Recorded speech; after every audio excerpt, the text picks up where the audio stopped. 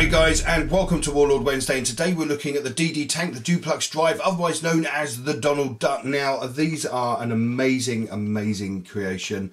It's kind of strange that they would even come up with this concept, but it worked.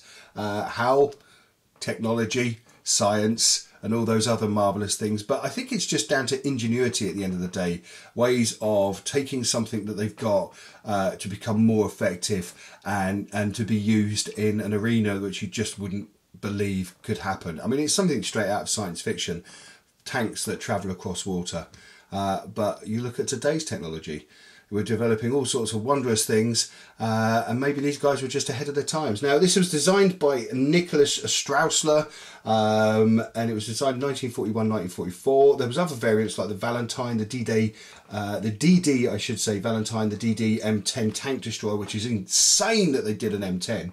And it was used by the Americans, the English and the Canadians on the D-Day landings. Now, it didn't go too well for the Americans with these. I think a lot of them sank because they were let out far too far away from the shore, and the sea was pretty choppy out there, so they just dropped to the bottom, and the crews managed to escape where they could. Now, I know on Sword Beach, at the eastern end of the invasion area, the DD tank worked well. The sea was reasonably calm, and DD tanks from A and B squadrons, and I think that's the 13th, 18th for Hussars, were launched about two miles out, or 2.5 miles out, something like that. I think one or two of them couldn't get across because the flotation device had ripped on board the landing craft, so they didn't get out there. But effectively, they worked really well, and it's kind of insane because if you can imagine these coming out of the water, you're just going to be in disbelief, especially if you're seeing this massive invasion force, and it's just like a new type of technology. To us, it seems a little bit crazy, but back then, I imagine it was terrifying seeing a tank coming out of the water.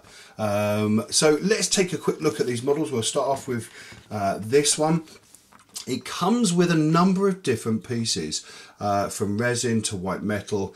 Now, I haven't painted it like I said because I want you to see these in their full glory. We'll just bent that, it's not good. And it comes with so much detail. Let's just have a quick look at that. Sorry, I almost burped then. We've got wheels, we've got all sorts of stowage piled on there, and even down there we've got like the tanks to inflate the skirt around the sides. It seems really high up, and it's really cool the way they've done this, but they've just followed it along, and it's even got, like, you can even see the like the bottom section of a hull there for it to move through the water, and at the back we have the propellers to help it move along. Now, I imagine these would have been connected to like the wheel drive, and that would have helped it spin. I do not know. I'm still looking into this. They're absolutely amazing. Now, you could do all sorts of things with this. A lovely, even to make it like a lovely narrative piece with loads of people piled on it and stuff, which would look really cool. Okay, let's check the last one out.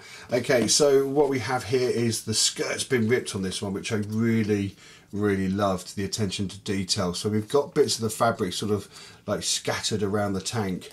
And loads of information, and loads of like bits and pieces. Like there's a bicycle just there, which makes it look really cool.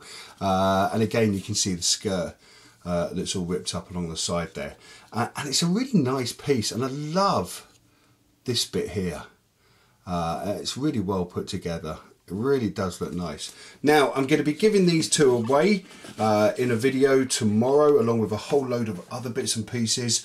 So if you want to see these and you want to win these, pop into part 3, which is the final part of the D-Day video series, and I'll see you guys tomorrow. Take care.